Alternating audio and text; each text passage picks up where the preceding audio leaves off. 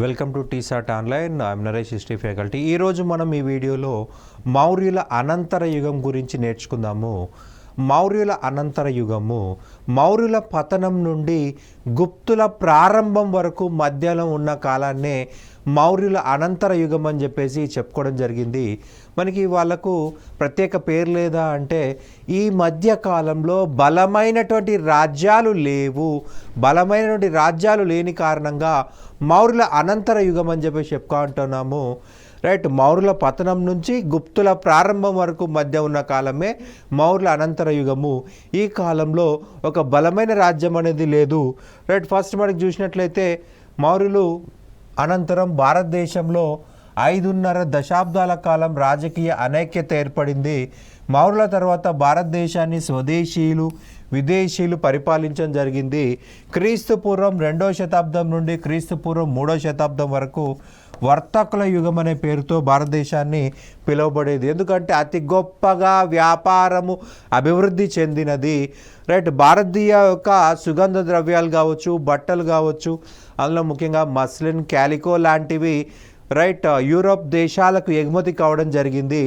మనకి అత్యధిక బంగారము, వెండి ఇవన్నీ కూడా ఇండియాకి వరదలాగా రావడం జరిగింది. రైట్, సో అందుకే మనం ఏమంటున్నాం, వర్తకుల యుగం అని చెప్పి చెప్తా ఉన్నాము. మౌర్యుల అనంతరం భారతదేశాన్ని స్వదేశీయులు ముఖ్యంగా శుంగులు, కాన్వులు పరిపాలించారు. రైట్, విదేశీయులు చూసినట్లయితే ఇండో గ్రీకులు, శకులు, పార్థియన్లు, కుషానులు పరిపాలించడం జరిగింది. రైట్, ఫస్ట్ మనం స్వదేశీయుల నుంచి స్టార్ట్ చేసుకుందాం. శుంగా వంశము, పుష్యమిత్ర శుంగుడి వంశం యొక్క స్థాపకుడు. రైట్, వీళ్ళ రాజధాని విదిష, మధ్యప్రదేశ్. రైట్, వీళ్ళది భరద్వాజ గోత్రము మరియు వీళ్ళు బ్రాహ్మణులు. రైట్, వీళ్ళ అధికార భాష లేదా రాజభాష సంస్కృతము, రాజమతం వైదిక మతము. మనకి ప్రధానంగా చూసినట్లయితే హర్ష చరిత్ర అనే గ్రంథం ఉంది. ఈ హర్ష చరిత్ర అనే గ్రంథంలో బాణుడు మౌర్య వంశ పతనం గురించి, శుంగవంశ ప్రారంభం గురించి చెప్పడం జరిగింది. పుష్యమిత్ర శుంగుడు అనేవాడు బ్రాహ్మణ సైనిక అధికారి. ఇతను బృహదదుడు అనేటువంటి చిట్ట చివరి మౌర్య వంశ చక్రవర్తిని సైన్యం ముందే హత్య చేసి రైట్ ఈ యొక్క మౌర్య సామ్రాజ్యాన్ని పతనం చేసినట్టుగా మనకి బాణుడు హర్ష చరిత్రలో రాయడం జరిగింది. రైట్, తన రాజధాని పాటలీపుత్రం కాకుండా విదిషకు మార్చడం జరిగింది. విదిష నుండి పుష్యమిత్ర శుంగుడు పరిపాలన చేయడం జరిగింది. మనకు పురాణాల ప్రకారం చూసినట్లయితే 10 మంది శుంగులు ఈ యొక్క వంశాన్ని పరిపాలించడం జరిగింది. 10 మంది శుంగారాజులు పరిపాలన చేయడం జరిగింది. రైట్, ఈ యొక్క 10 మంది రాజులు శుంగ వంశాన్ని పరిపాలించారు. పుష్యమిత్ర శుంగుడు ఈ వంశంలో రైట్ మొదటి రాజుగా చెప్పాలి. పుష్యమిత్ర శుంగుడు బార్హుత్ స్తూపము మరియు సాంచి స్తూపాలను అభివృద్ధి చేశాడు. మనకి సాంచి స్తూపం యొక్క ఉత్తర తోరణాన్ని పుష్యమిత్ర శుంగుడు నిర్మించడం జరిగింది. పుష్యమిత్ర శుంగుడు చూసినట్లయితే ఇతను మౌర్య వంశంలో చివరి చక్రవర్తి అయిన బృహదదుని చంపి ఈ వంశాన్ని క్రీస్తుపురం 187లో ప్రారంభించాడు. రైట్, ఇతడు భరద్వాజ గోత్రానికి చెందిన బ్రాహ్మణ కులస్తుడని పతంజలి తన మహాభాష్యం అనే గ్రంథంలో రాయడం జరిగింది. మహాభాష్యము అనే గ్రంథంలో రాయడం జరిగిందనమాట. పతంజలి వచ్చేసి మహాభాష గ్రంథ రచయిత. ఇతడు యోగాన్ని అభివృద్ధి చేయడం జరిగింది. రైట్, ఇతడికి సమకాలీన రాజులు మొదటి శాతకర్ణి, ఇతడి శాతవాహన వంశం, కారవేలుడు కళింగవ, మీనాండర్ ఇండో గ్రీక్ వంశము. పుష్యమిత్ర శుంగుడు అశ్వమేధ యాగం చేయడం జరిగిందండి. ఈ యాగ అశ్వాన్ని మీనాండర్ అడ్డగించగా పుష్యమిత్ర శుంగుడు అతన్ని ఓడించడం జరిగింది. పుష్యమిత్ర శుంగుడు అతన్ని ఓడించాడనమాట. అలాగే మొదటి శాతకర్ణి చేతిలో ఓడిపోయినట్లుగా మనకు నానాఘాట్ శాసనం ద్వారా తెలుస్తూ ఉంది. హాతీ గుంప శాసనం ప్రకారం కారవేలుడు పుష్యమిత్ర శుంగాన్ని ఓడించి మగధ నుండి జైన తీర్థంకర్ల విగ్రహాలను కళింగకు తీసుకెళ్లడం జరిగింది. జైన విగ్రహాలను కళింగకి తీసుకువెళ్ళాడు. మనకి ప్రధానంగా చూసినట్లయితే పుష్యమిత్ర శుంగుడు కాలంలో ఉన్నటువంటి పూజారి పతంజలి. పతంజలి మహాభాష్యం ప్రకారము 2 సార్లు అశ్వమేధ యాగం చేశాడు. 2 సార్లు అశ్వమేధ యాగం చేశాడు. మనకి మహాభాష్యం గ్రంథం చూసినట్లయితే పాణిని రాసిన అష్టాధ్యాయి పైన వ్యాఖ్యానము. అష్టాధ్యాయి రైట్, పాణిని రాశాడండి. ఇది సంస్కృత గ్రామర్ సంబంధించినటువంటి గ్రంథము పాణిని.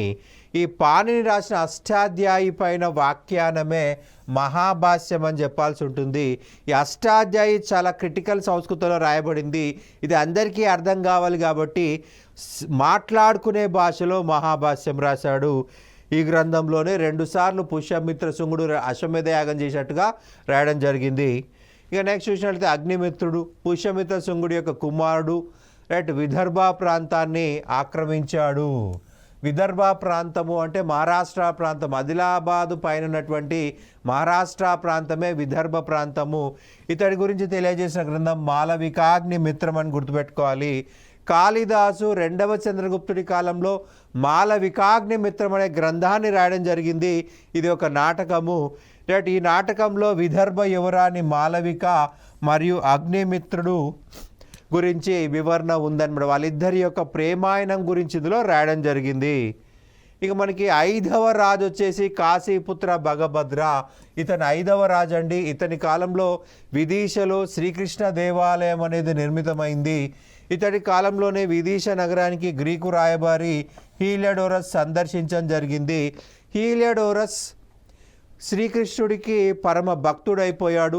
శ్రీకృష్ణుడి గురించి భాగవత మతం గురించి వివరిస్తూ హీలియోడోరస్ బేసానగర్ అనే ప్రాంతంలో ఒక ధ్వజస్తంభాన్ని నిర్మించి ఒక శాసనాన్ని ఇచ్చాడు. దీన్నే మనము హీలియోడోరస్ స్తంభ శాసనం అంటాము. హీలియోడోరస్ గరుడ స్తంభ శాసనంలో భాగవత మతం గురించి వాసుదేవ కృష్ణుడిని దేవదేవ అని పిలిచాడు. మనకి ఇక్కడ గుర్తుపెట్టుకోండి, వాసుదేవ కృష్ణ అంటే ప్రస్తుతం మనం పూజించే శ్రీకృష్ణుడు. వాసుదేవ కృష్ణుడిని దేవదేవ అని వివరించాడు హీలియోడోరస్. రైట్, హీలియోడోరస్ స్తంభ శాసనం పైన గరుడ పక్షిని పెట్టాడు కాబట్టి మనం గరుడ స్తంభ శాసనం అంటున్నాము. రైట్, మనకి ఏమడుతుందంటే ఎగ్జామ్లో ఏ శాసనంలో తొలిసారిగా భాగవత మతం గురించి వివరించడం జరిగింది? బేసానగర్ గరుడ స్తంభ శాసనము, లేదా దాన్ని మనం ఏమంటాం అంటే హీలియోడోరస్ స్తంభ శాసనం అంటాం. హీలియోడోరస్ ఇచ్చాడు కాబట్టి హీలియోడోరస్ స్తంభ శాసనము. గరుడ పక్షి దానిపైన కనిపిస్తుంది కాబట్టి గరుడ పక్షి రైట్, హీలియోడోరస్ లేదా బేసానగర్ గరుడ స్తంభ శాసనం అంటాము. అది గుర్తుపెట్టుకోవాలి. భగభద్రుడి గురించి బేసానగర్ స్తంభ శాసనం ద్వారా తెలుసుకోవచ్చు. రైట్, హీలియోడోరస్ తనకు తానుగా పరమ భాగవత అని పిలుచుకున్నాడు. పరమ భాగవత అంటే నేను చాలా గొప్ప శ్రీకృష్ణుడి భక్తుణ్ణి అంటున్నాడు. మనకి భాగవత మతం మరి దేని గురించి వివరిస్తుందయ్యా అంటే భక్తి గురించి వివరించేటువంటి మతము. భక్తి గురించి వివరించే మతం భాగవత మతము. భక్తిలో మధ్యవర్తులు ఉండరు. భక్తిలో విగ్రహారాధన ఉండదు. భక్తిలో మధ్యవర్తులు ఉండరు. మనము దేవునికి అర్పించుకోవడమే భక్తి. సో ఇక్కడ విగ్రహారాధన ఉండదు. విగ్రహం అనేది ఒక మధ్యవర్తి. రైట్, మధ్యలో పూజారులు అనేవాళ్ళు మధ్యవర్తులు. ఈ భక్తిని ప్రచారం చేసిందే భాగవత మతము. వాసుదేవ కృష్ణుడు అందులో మొదటి ముఖ్యమైన దేవుడు. టోటల్గా 5 దేవతల్ని పూజించారండి ఈ యొక్క మతంలో. వాసుదేవ కృష్ణ, బలరామ మొదటి తరానికి చెందినటువంటి దేవతలు. రైట్, అలాగే మనకి సాబా వాసుదేవ కృష్ణ జాంబవతి యొక్క కుమారుడు. రైట్, వాసుదేవ కృష్ణుడు రుక్మిణి యొక్క కుమారుడు వచ్చేసి ప్రద్యుమ్న. సాబా ప్రద్యుమ్న వచ్చేసి 2nd తరానికి చెందినటువంటి దేవతలు. అనిరుద్ధ రైట్, ప్రద్యుమ్నుడు ప్రభావతి యొక్క కుమారుడు. సో టోటల్గా 5 దేవతలని భాగవత మొత్తంలో పూజించడం జరిగింది. ఈ 5 దేవతలు రైట్ భక్తి మార్గాన్ని ప్రచారం చేసినట్టుగా వాళ్ళు భావిస్తారు. వాసుదేవ కృష్ణ, బలరామ, ప్రద్యుమ్న, సాబా, అనిరుద్ధ ఈ 5 దేవతలకు సంబంధించిన సమాచారం మనకి భాగవత మతంలో కనిపిస్తుంది. భాగవత మతం గురించి వచ్చే శాస్త్రం అంటే హీలియోడోరస్ గరుడ స్తంభ శాస్త్రము లేదా బేసానగర్ గరుడ స్తంభ శాస్త్రం అంటాము. ఇక నెక్స్ట్ చూసినట్లయితే దేవభూతి 10వ రాజితను. శుంగ వంశంలో చివరి రాజు 10వ రాజు, రైట్, చిట్ట చివరి చక్రవర్తి. క్రీస్తుపూర్వం 75లో ఇతడి మంత్రి అయిన వాసుదేవ కాన్వా ఇతన్ని వధించి శుంగ వంశాన్ని అంతం చేయడం జరిగింది. నెక్స్ట్ చూసినట్లయితే కాన్వా వంశము, వీరి రాజధాని పాటలీపుత్ర. కాన్వాయన అనే గోత్రానికి చెందిన బ్రాహ్మణులు కాబట్టి కాన్వ వంశం అనే పేరు తీసుకున్నారు. రైట్, వాసుదేవ కాన్వా ఇతను దేవభూతిని చంపేసి మగధ యొక్క రాజధానిని విదిశ నుండి పాటలీపుత్రానికి మార్చడం జరిగిందండి. పాటలీపుత్రానికి మార్చాడు. సో మళ్ళీ రాజధాని పాటలీపుత్రంకి వచ్చింది. మనకి శుంగుల కాలంలో రాజధాని విదిశ, రైట్, మనకి మళ్ళీ కాన్వ కాలంలో పాటలీపుత్రం వచ్చేసింది. ఇతడి అనంతరం భూమిపుత్ర, నారాయణ, సుశర్మలు పరిపాలించడం జరిగింది. రైట్, కాన్వ వంశంలో చిట్ట చివరి చక్రవర్తి, చిట్ట చివరి రాజు సుశర్మ. రైట్, శాతవాహన అయినటువంటి పులోమావి, మొదటి పులోమావి ఇతన్ని వధించి పాటలీపుత్రాన్ని ఆక్రమించడం జరిగింది. మనకు వాయు పురాణం చూసినట్లయితే వాయు పురాణంలో ఏం రాసిందయ్యా అంటే, రైట్, మనకి ఆంధ్ర రాజు మగధపై దాడి చేసి సుశర్మను చంపేశారు అని చెప్పేసి రాయడం జరిగింది. ఆంధ్ర రాజు రైట్, మగధపై దాడి చేసి సుశర్మను చంపేసని రాశాడు. కానీ ఇక్కడ మొదటి పులోమావి అనేది పేరు ఇవ్వలేదు. మొదటి పులోమావి శాతవాహన రాజు. శాతవాహనులు తెలుగు ప్రాంతానికి చెందిన వాళ్ళు కాబట్టి పురాణాల్లో ఆంధ్ర రాజులు అన్నారు. రైట్, వాయు పురాణంలో ఏమని రాశారయ్యా అంటే, ఆంధ్ర ప్రాంతానికి చెందినటువంటి రాజు మగధపై దాడి చేసి సుశర్మను చంపారన్నారు. సో అతనికి సమకాలీనంగా ఆంధ్రాలో ఉన్న రాజు మొదటి పులోమావి. అయితే మనకి పురాణాలను బట్టి చెప్పొచ్చా అంటే, అతనికి సంబంధించిన ఇంకేమైనా ఆధారాలు ఉన్నాయా చూసుకోవాలి, శాసనాలు కానీ నాణ్యాలు కానీ. రైట్, మొదటి పులోమావి యొక్క నాణ్యాలు పాత పాటలీపుత్రంలో కుమ్రాహార అనే ప్రాంతంలో ఉన్నాయి. రైట్, కుమ్రాహార అనే పాత పాటలీపుత్రం అంటున్నాము, ఓల్డ్ పాటలీపుత్రం అంటున్నాము. అలాగే అలహాబాద్ అనే ప్రాంతంలో కూడా ఇతని నాణ్యాలు దొరికాయి. రైట్, కుమ్రాహార అనే ప్రాంతంలో, అలహాబాద్ అనే ప్రాంతంలో మొదటి పులోమావి నాణ్యాలు దొరికాయి. కాబట్టి ఈ యొక్క మొదటి పులోమావే సుశర్మను చంపి మగధను ఆక్రమించినట్టుగా తెలుస్తూ ఉంది. ఇక నెక్స్ట్ చూసినట్లయితే విదేశీయులు. మౌర్యుల పతనం తర్వాత వాయువ్య భారతదేశాన్ని ఆక్రమించినటువంటి వాళ్ళు ఈ యొక్క ఇండో గ్రీకులు. వీరినే యవనులు అంటున్నాం, బ్యాక్ట్రియన్లు అని కూడా అంటున్నాము. యవనులు అంటే అర్థం వచ్చేసి పశ్చిమ దేశాల నుంచి భారతదేశానికి వచ్చిన వాళ్ళు యవనులు. రైట్, పశ్చిమ దేశం నుంచి ఇండియాకు వచ్చిన వాళ్ళు యవనులు. అది భాషాపరమైంది, ఏ ఒక్క మతానికి యొక్క వ్యక్తులకు సంబంధించింది కాదు. రైట్, బ్యాక్ట్రియా అనే ప్రాంతం నుంచి వచ్చారు కాబట్టి బ్యాక్ట్రియన్స్ అని కూడా అంటున్నాము. బ్యాక్ట్రియా, దీన్నే ఇప్పుడు మనం బాల్కన్ పిలుస్తున్నాం. ఆఫ్ఘనిస్తాన్ బాల్క్ అనే ప్రాంతం నుంచి వచ్చారు. ఆ కాలంలో బ్యాక్ట్రియా అన్నారు, ఇప్పుడు బాల్క్ అంటున్నాము. వీళ్ళ రాజధాని సకలా, దాన్నే ఇప్పుడు మనం సియాల్కోట్ అంటున్నాము. సియాల్కోట్ ప్రస్తుతం పాకిస్తాన్కి వెళ్ళిపోయింది. ఆ కాలంలో అది భారతదేశమే కాబట్టి మనం భారతదేశంగా పరిగణించాల్సి ఉంటుంది. రైట్, భారతదేశ చరిత్రలో తొలిసారిగా బంగారు నాణాలను ప్రవేశపెట్టింది ఇండో గ్రీకులే. రైట్, ఇండో గ్రీకులు అని చెప్పాల్సి ఉంటుంది. ఈ వంశం యొక్క స్థాపకుడు డియోడోటస్. అయితే ఇతని యొక్క కుమారుడు డెమెట్రియస్ భారతదేశంపై దండయాత్ర చేసి భారతదేశాన్ని ఆక్రమించుకొని సకలా కేంద్రంగా తన రాజ్యాన్ని ప్రారంభించడం జరిగింది. భారతదేశంలో తొలి ఇండో గ్రీకు రాజు అంటే డెమెట్రియస్ అనాలి. మరి వీళ్ళు గ్రీకులు కదా, ఇండో గ్రీకులు ఏంటి? ఇండియాకు వచ్చిన తర్వాత ఇండియా యొక్క లక్షణాలన్నీ వాళ్ళ లక్షణాలుగా పాటించారు. ఇండియా యొక్క సంస్కృతిని పాటించారు. ఇండియా యొక్క మతాలని, భాషలను ఉపయోగించారు. కాబట్టి ఇండో గ్రీకులు అంటున్నాము. బౌద్ధ మతాన్ని పాటించారు. సంస్కృత భాషని, ప్రాకృత భాషని, పాలీ భాషను ఉపయోగించారు. అందుకే వీళ్ళని ఇండో గ్రీకులు అంటున్నాము. భారతీయ మతాన్ని, భారతీయ భాషలని ఉపయోగించారు. అందుకే వీళ్ళని ఇండో గ్రీకులు అంటున్నాము. వీరికే మరి ఒక పేరు బ్యాక్ట్రియన్ గ్రీకులు. బ్యాక్ట్రియన్ గ్రీకులు, ఇండో గ్రీకులన్నా బ్యాక్ట్రియన్ గ్రీకులన్నా ఒకరే. రైట్. డెమిట్రియస్ తన బంగారు నాణాలపైన కరోస్టీ లిపిని గ్రీకు భాషను ఉపయోగించారు. కరోస్టీ లిపిని గ్రీకు భాషను ఉపయోగించారు. డెమిట్రియస్కు సమకాలీనమైన వారు పుష్యమిత్ర శుంగుడు, కారవేలుడు, మొదటి శాతకర్ణి. ఇండో గ్రీక్ వంశంలో అతి గొప్ప రాజు మీనాండర్. రైట్. ఇతను బౌద్ధ మత అభిమాని. ఇతని ఆస్థానంలో నాగసేనుడు అనేటువంటి రచయిత ఉండేవాడు. ఇతడు పాలీ భాషలో రచించిన గ్రంథము మిలింద పన్హా. రైట్. మిలింద పన్హా, మిలిందుడు. రైట్. మీనాండర్నే మిలిందుడు అని చెప్పడం జరిగింది. రైట్. మిలిందుడు లేదా మీనాండర్ బౌద్ధ మతంలోకి కన్వర్ట్ కావడం జరిగింది. బౌద్ధ మతంలో కన్వర్ట్ అయిన తర్వాత అతనికి అనేక సమస్యలు ఎదురయ్యాయి. సో వాటిని నాగసేనని అడగడం జరిగింది. పన్హా అంటే ప్రశ్నలు, మిలిందుడి ప్రశ్నలు. నాగసేన మిలిందుడు మధ్య జరిగిన సంభాషణలే మిలింద పన్హో అన్నమాట. ఏ భాషలో రాశాడండి? పాలీ భాషలో రాశాడు. రైట్. మనకి ఇక్కడ నాణాలని రెండు వైపులా ముద్రించడం ప్రారంభించింది కూడా మీనాండర్ అని చెప్పాలి. నాణాలను రెండు వైపులా ముద్రించింది మీనాండర్ అని చెప్పాల్సి ఉంటుంది.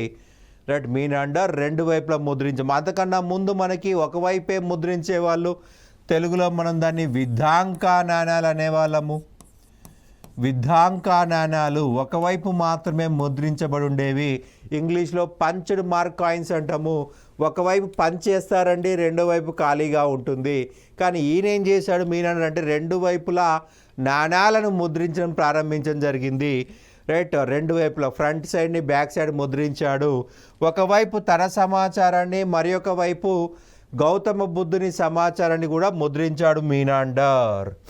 ఇక నెక్స్ట్ చూసినట్లయితే శకులు. రైట్. మీనాండర్ తర్వాత వచ్చిన వాళ్ళు అసమర్థులు కాబట్టి సునాయాసంగా శకులు భారతదేశానికి వచ్చారు.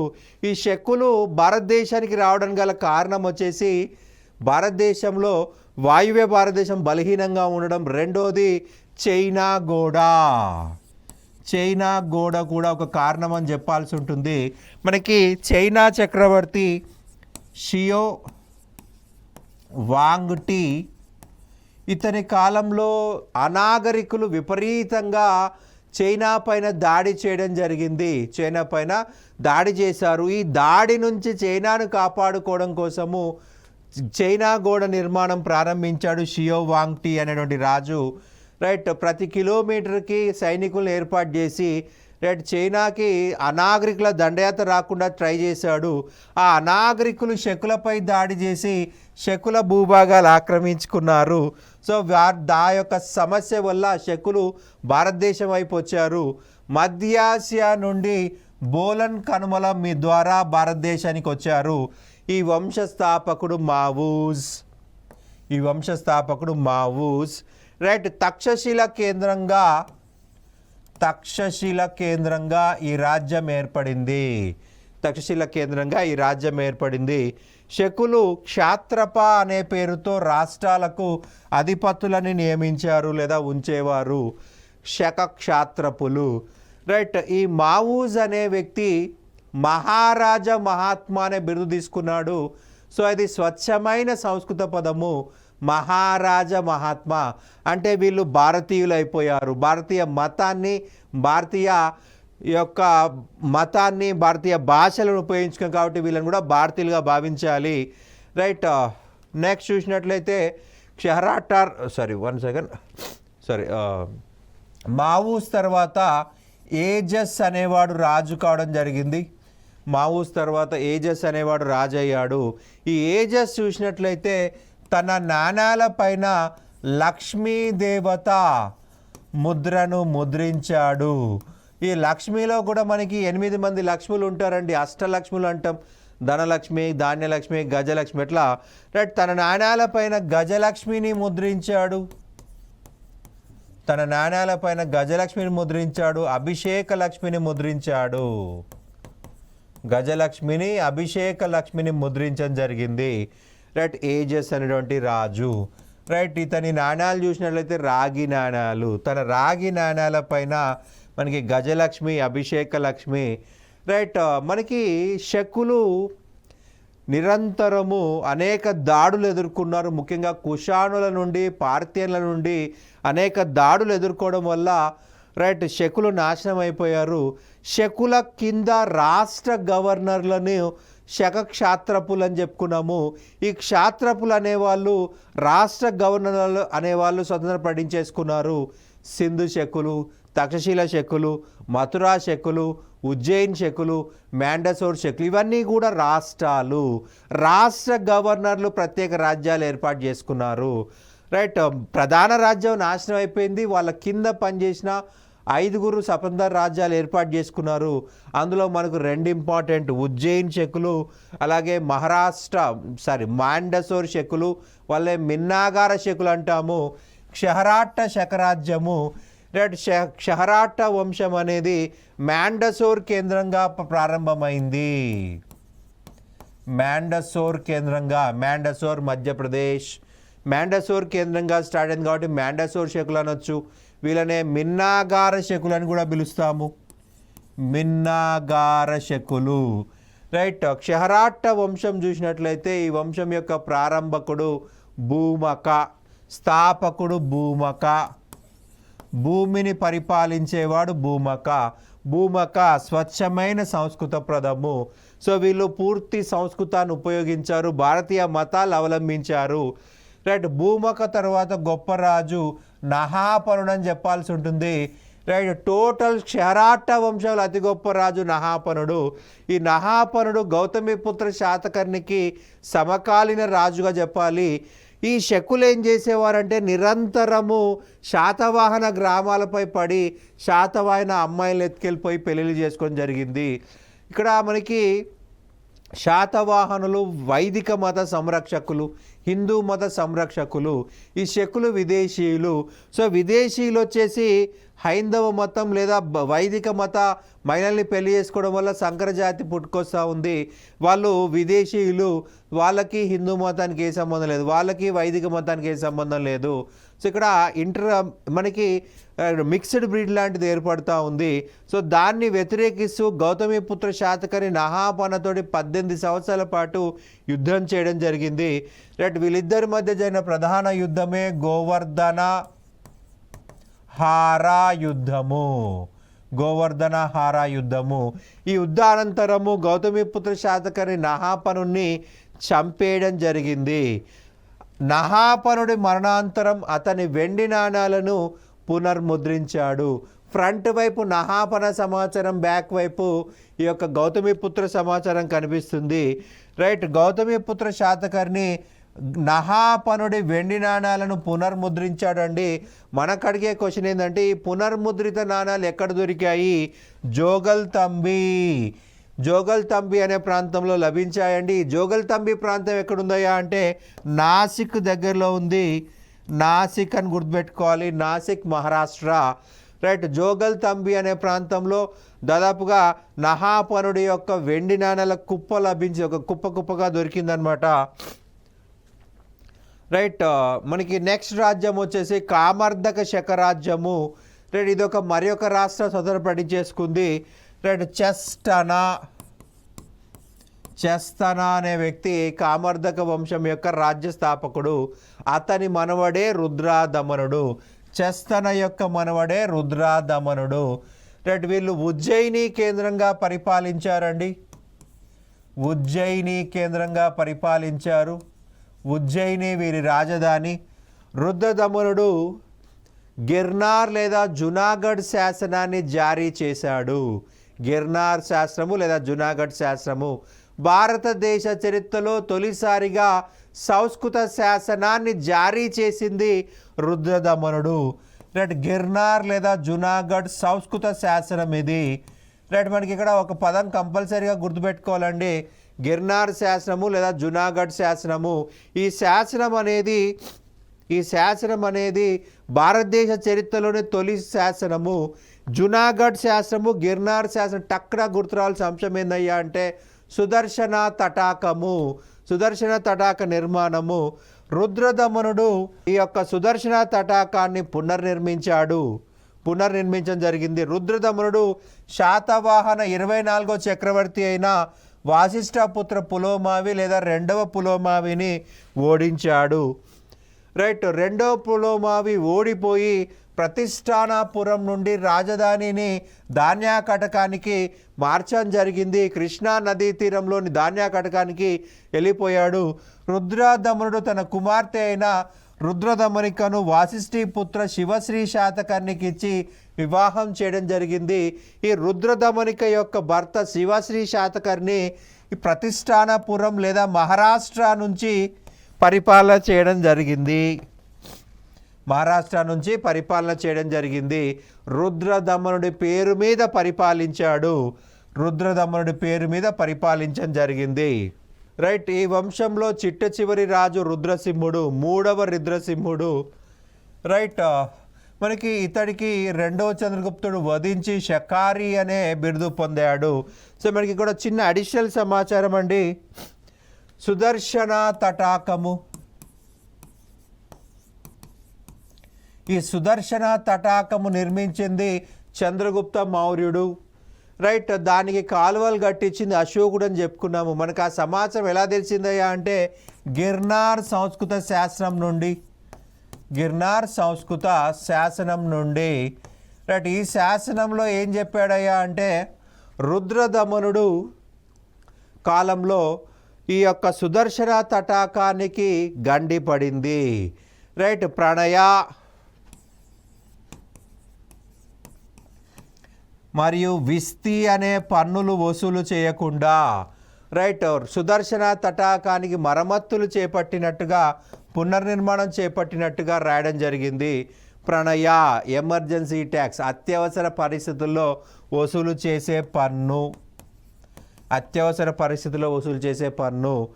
రైట్, విస్తి వెట్టి చాకిరి, ఒక ప్రాంతంలో అభివృద్ధి కార్యక్రమాలు జరుగుతున్నప్పుడు ఆ ప్రాంత ప్రజలు స్వచ్ఛందంగా వచ్చి పని చేయాలి, దాన్నే మనం విస్తి అంటున్నాం, వెట్టి చాకరీ అంటున్నాము.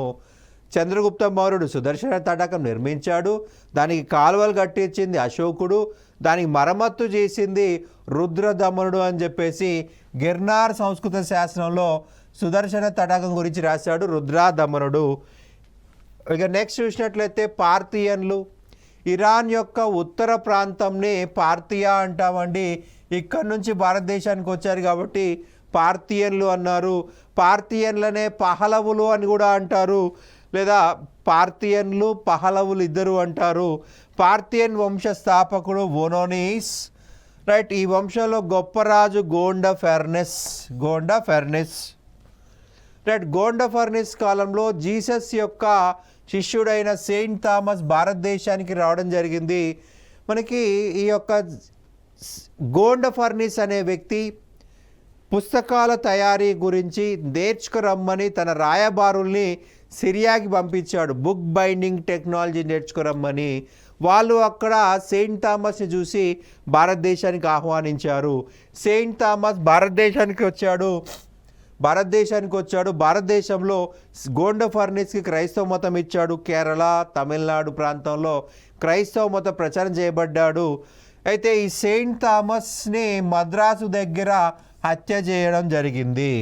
రైట్, ఇతను మత ప్రచారం చేయని నచ్చని వాళ్ళు అతన్ని హత్య చేయించేశారు. సెయింట్ థామస్ యొక్క సమాధిని మార్కోపోలో మద్రాసు సమీపంలో చూశానని ది ట్రావెల్స్ అనే గ్రంథంలో తెలియజేయడం జరిగింది. రైట్, మనకి మార్కోపోలో రుద్రమదేవి కాలంలో భారతదేశాన్ని సందర్శించాడండి. మార్కోపోలో రుద్రమదేవి కాలంలో